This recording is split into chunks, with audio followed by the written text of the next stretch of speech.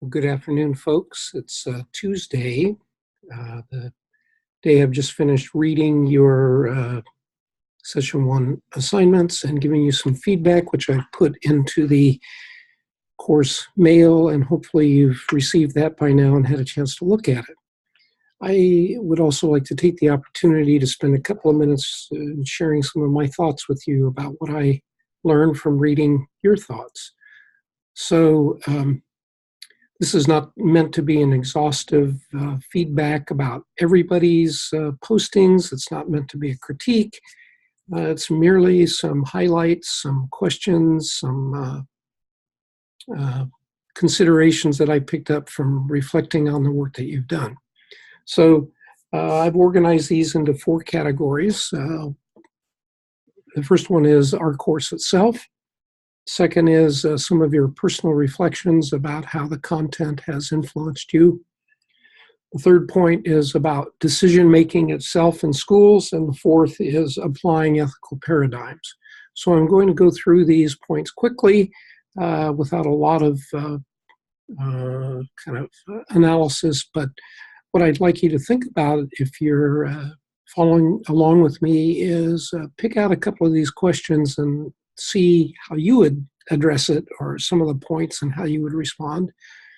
And you're welcome to throw that in to some future assignment, or if you want to email me, give me some feedback, or if you want to enter into a conversation online, I can create a little kind of open forum type discussion area for us.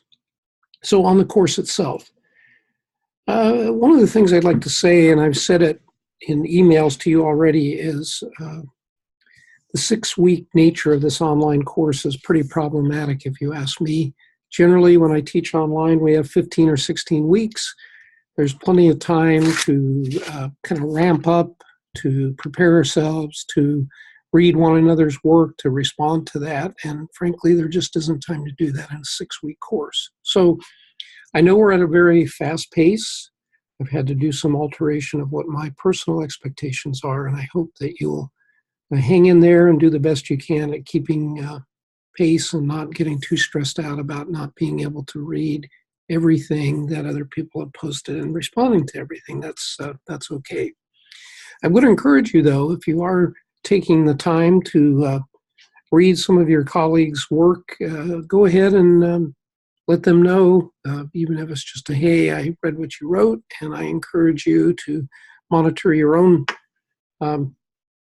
discussion posts, and if someone has responded to you, let them know that you appreciate that, or that you disagree with them, or whatever it is you'd like to say, but at least give them an acknowledgement, because they're not going to know otherwise that you receive that message.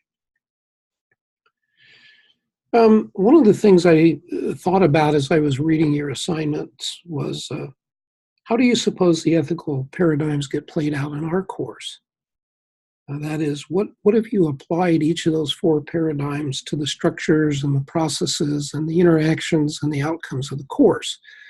Like, for instance, could you see those paradigms at work? Could you give evidence? Could you see that in the way the course is constructed, in the way it's being managed, and how we're interacting with one another? And that's just kind of something I'm thinking about as the instructor. As far as your personal reflections, I read this, or a variant of it, in many of your posts, and it's pretty gratifying to me. Statements like, my thinking has been or could be modified. The content has caused me to realize that these dilemmas are not as black and white as I would like to think or as I thought. And clearly being able to define my own personal code of ethics is important to me. I think all of these thoughts are an indication that the content is kind of getting under your skin, or maybe getting under the hood of your thinking, and I think that's good, because that's the point of the course, not to give you a complete, say, master's degree in ethical theory or philosophy, but to help you realize that many of these situations and decisions that school leaders are faced with, either teachers or administrators, are fraught with confusion and cloudiness, And it's important to realize that often these situations are not right versus wrong. They're often right versus right. And depending on what ethical paradigm you're coming from will help you define how you need to make a choice, so often a very difficult choice.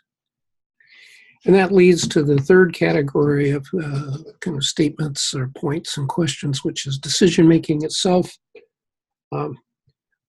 One of your colleagues had an interesting question. Are administrators actually aware of ethical paradigms? And how are they developed in schools, or are they even developed at all?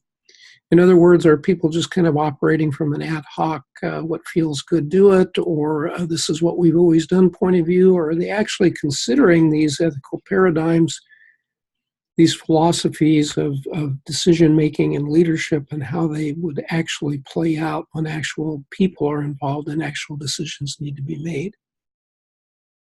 Someone's cited that small decisions can lead to a domino effect that can cause implications that were not planned for or anticipated when that small decision was made.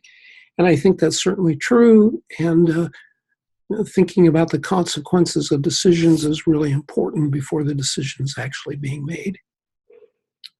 And finally, I read in a couple of cases, people were discussing the tension between allocation of resources and making choices that are best for students or best for faculty. And let's be honest about it, efficiency and scarcity of resources are often a constraint that's put on our decisions. We make decisions that are not in the best interests of all children because we just don't have the time, the finances, the staffing that we need to do what we know we need to do. And that's a shame. But we live in an environment, in a culture, in a society, and in a funding system that makes that so. And therefore, we just have to recognize that we're not dealing with ideal situations.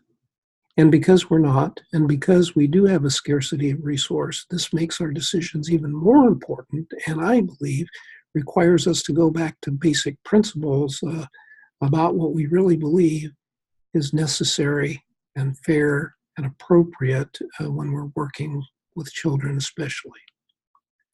And finally, that brings up the how do we apply these ethical paradigms? Several of you pointed out that using multiple paradigms in decision-making is advantageous, that they're not necessarily in opposition to one another, but they might, in some regard, work in concert. 2 or 3 of you pointed out that an underlying principle that we can't forget is in the best interest of the student, and in the best interest of each student, and in the best interest of all of our individual students. And again, pitted against the tension of scarcity of resources becomes very difficult, but it also becomes difficult when we think about developing policy, because as one of your colleagues pointed out, can a blanket policy implemented by a school or a district adequately address the individual need and interest of each student? I'll not answer that, but I'll ask you to consider that.